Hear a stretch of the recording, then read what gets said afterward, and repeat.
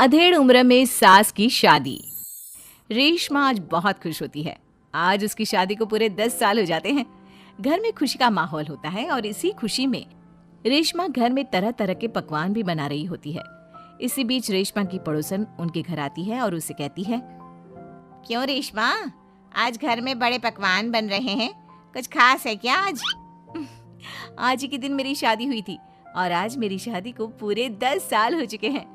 अच्छा, शादी से याद आया रेशमा, क्या तुझे पता है हमारे पास वाले ही एक गांव में 70 साल की एक बुढ़िया औरत अपनी दूसरी शादी रचा रही है।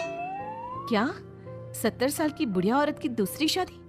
अरे जिस उम्र में लोग पूजा पाठ करते हैं वो बूढ़ी औरत रंगरलियां मना रही है।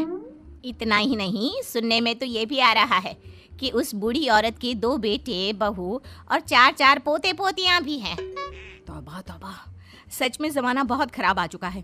कोई शर्म लिहाज नाम की चीज तो बची ही नहीं इस दुनिया में। हमारे परिवार के तो ऐसे संस्कार नहीं है।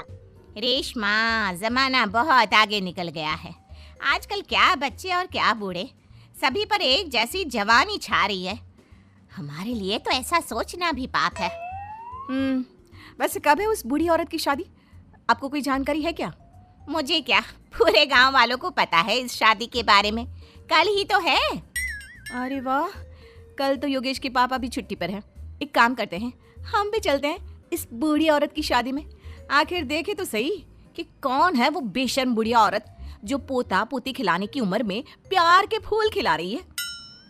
पड़ोसन वहां से चली जाती है, जिसके बाद रेशमा सोच में पड़ जाती है। शाम को जब रेशमा का पति अमित घर आता है तो वो रेशमा को हैरान परेशान देखकर पूछता है, क्या हुआ रेशमा, आज बहुत परेशान सी लग रही हो? कुछ खास नहीं, एक बुढ़िया औरत के बारे में सोच रही थी। कौन सी बुढ़िया औरत? रेशमा अमित की ओर देखती है और उसे बताते हुए कहती है, हमारे पास वाले गांव में ही एक बूढ़ी औरत है जो अपनी उम्र के आखिरी पड़ाव में अब लव अफेयर कर रही है और कल उसकी शादी भी है। ताज्जुब की बात तो ये है कि उसके 2 बहू बेटे और 4 पोते पोतियां भी हैं, फिर भी किसी ने उसे नहीं रोका। अरे इतना भरा पूरा परिवार होने के बाद वो अपना दूसरा घर क्यों बसाना चाह रही है? पता नहीं जी, मैं सोच रही थी कल आपकी भी छुट्टी है तो क्यों ना हम भी शादी देखने चले। सुनने में आ रहा है कि कल पूरा गांव जा रहा है उसकी शादी देखने के लिए। रेशमा की बातें सुनकर अमित भी दूसरे दिन उसके साथ चलने के लिए हामी भर देता है। अगले दिन सुबह रेशमा और अमित बच्चों के साथ शादी देखने निकल जाते हैं। गांव से कुछ किलोमीटर की दूरी तय कर रेशमा अपने परिवार के साथ विवाह स्थल पर पहुंच जाती है। यहाँ की साज सजावट कितनी अच्छी लग रही है ना। ऐसा लग रहा है मानो किसी नई नवेली दुल्हन की शादी हो। देख कर तो ऐसा ही लग रहा है, लेकिन वो बूढ़ी औरत है कहाँ पर जिसके इतने किस्से सुनने को मिल रहे हैं? अमित के इतना बोलने की देर होती है और एक अधेड़ उम्र की बुढ़िया औरत दुल्हन के लिबास में सज संवर कर मंडप पर पहुंच जाती है, जिसे देख रेशमा और अमित के पैरों तले मानो जमीन ही खिसक जाती है। मम्मी जी, यहाँ दुल्हन के लिबास में ये सब क्या हो रहा है? अमित, मम्मी, दादी की शादी, वाह, मजा आएगा। मम्मी शादी कर रही हैं और हमें बताना भी जरूरी नहीं समझा? क्या अब हम उनके लिए इतने गैर हो गए हैं? कुछ भी हो, मैं मम्मी जी की ये शादी तो बिल्कुल नहीं होने दूंगी। रेशमा अपनी सास सुशीला की तरफ जाती है। सुशीला अपनी बहू को देखकर सकते में पड़ जाती है। रेशमा, तू यहाँ क्या कर रही है? मेरी छोड़िए मम्मी जी, और आप अपना बताइए, आप यहाँ दुल्हन के लिबास में क्या कर रही हैं? आप इस उम्र में शादी कर रही हैं? जानती है समाज कितनी थू थू करेगा हम पर। समाज के डर से जीना नहीं छोड़ देते बहू। मैं अपनी इस नई जिंदगी से बहुत खुश हूँ और खुशी खुशी अपनी मर्जी से ये शादी करना चाहती हूँ। अगर इस समाज में जीना है तो सब देख कर चलना पड़ता है मम्मी जी। आप तो यहाँ शादी कर लोगी, लेकिन कभी सोचा फिर हम सबका जीना कितना मुश्किल हो जाएगा? मैं आपकी शादी बिल्कुल नहीं होने दूंगी। सुशीला अपने बेटे के पास जाती है और उसे समझाने की कोशिश करती है। बेटा, अब तू ही कुछ समझाना बहू को। इस शादी को लेकर मेरे भी वही अरमान है जो हर लड़की के उसकी शादी पर होते हैं। बेटा, मैं क्या समझाऊं माँ उसे?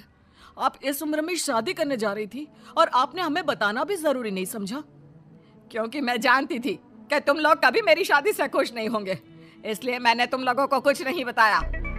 मम्मी जी, ये सब सोचने से पहले कभी आपको हमारी इज्जत का ख्याल नहीं आया? आज आपकी इस हरकत के कारण ही हम समाज में कहीं मुंह दिखाने के लायक नहीं रहे। बहू, कब तक तुम यूं ही समाज के बारे में सोचती रहोगी? ये लोग आज 100 तरह की बातें बनाएंगे और कल को सब भूल जाएंगे। क्या इनके डर से मैं जीना छोड़ दूं? कल तो सभी को मर जाना है, उसमें भी अगर हम ऐसे ही डर डर कर जीते रहे तो कभी खुश नहीं रह पाएंगे। मम्मी जी, बातें बनाना कोई आपसे सीखे। जिस उम्र में आपको पूजा पाठ करनी चाहिए, अपने पोते को गोद में खिलाना चाहिए, उस उम्र में आप फिर से अपना घर बसाने के सपने देख रही हो। यकीन नहीं होता मम्मी, आप इतनी स्वार्थी कैसे हो सकती हो? स्वार्थी? बहू, मैंने अपना पूरा जीवन बाकी सबकी खुशियों के लिए बिता दिया। अमित के पिताजी की मौत के बाद जब मेरे पास दूसरा घर बसाने का मौका था, तब भी मैंने अपने बारे में नहीं सोचा, अपने बच्चों के बारे में सोचा। और आज तुम मुझे स्वार्थी बोल रही हो? क्या एक बूढ़ी औरत के पास दिल नहीं होता? हमें प्यार करने का अधिकार नहीं होता? सुशीला की बातों ने सभी को सोच विचार करने पर मजबूर कर दिया। किंतु रेशमा, हर किसी को अपना जीवन जीने का अधिकार होता है मम्मी जी, लेकिन आपके साथ 3 और जिंदगियां भी जुड़ी हुई है। हम आपके कारण बदनामी का घूंट नहीं पी सकते मम्मी जी। आज तुम दोनों को अचानक मेरी और इस समाज की इतनी परवाह क्यों हो रही है? यह बदनामी और समाज के तानों का डर तब तुम लोगों के जहन में क्यों नहीं आया, जब 2-2 बेटों और बहुओं के होते हुए भी मुझे अकेले उस एक कमरे में रखकर घूंट घूंट कर जीवन यापन करना पड़ रहा था? तब तुम लोगों को याद नहीं आया मुझसे कितनी जिंदगियां जुड़ी हुई हैं? सुशीला की बातें सुनकर रेशमा और अमित अपना सिर झुका लेते हैं। उन्हें अपने से हुई गलती का एहसास हो जाता है, लेकिन अब भी कहीं ना कहीं उनके दिमाग में लोग क्या कहेंगे ही चल रहा था, जिसके डर से वे खामोश होकर खड़े रहते हैं। तभी सुशीला जी आगे कहती हैं, ठीक है, अगर तुम लोग नहीं चाहते कि मैं फिर से विवाह करूं और अपने नए जीवन की शुरुआत करूं, तो मैं ये शादी नहीं करूंगी और साथ ही ये घर छोड़कर भी चली जाऊंगी। फिर ना तुम लोगों की कोई बदनामी होगी और ना ही कोई तुम्हें आकर ताने मारेगा। सुशीला की बातें सुनकर रेशमा और अमित दोनों सोच में पड़ जाते हैं। कुछ देर सोचने के बाद रेशमा कहती है, नहीं मम्मी जी, आप घर छोड़कर मत जाइए। आप सच कह रही हैं, अगर हम ऐसे ही समाज की परवाह करते रहे तो हम कभी खुशी खुशी नहीं जी पाएंगे।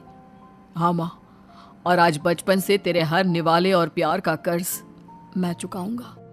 आज यहाँ से मेरी माँ की डोली उठेगी। बजाओ शहनाई, आज मेरी माँ की शादी है। फिर क्या, अपने बहू बेटों की रजामंदी के साथ सुशीला खुशी खुशी 7 फेरे लेकर नई नवेली दुल्हन बन जाती है और सब शादी की खुशियों में मगन हो जाते हैं।